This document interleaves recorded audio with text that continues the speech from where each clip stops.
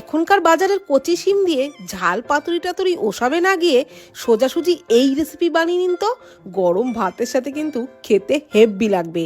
তো শিম আমি গোটাই রেখেছি, দুদিকের আঁশটা ছাড়িয়ে দুটো মুখ কেটে বাদ দিয়ে নিয়েছি, আর আলু একটু লম্বা লম্বা করে কেটে নিয়েছি। কড়াইয়ে সর্ষের তেলের মধ্যে কয়েকটা বিউলি ডালের বড়ি ভেজে তুলে নিয়ে ওই তেলের মধ্যে একটু লবণ দিয়ে আলু দিয়ে হালকা করে ভেজেই শিমগুলো দিয়ে দিলাম। শিমগুলোকেও ঢাকনা চাপা দিয়ে একটু ভেজে নিলাম।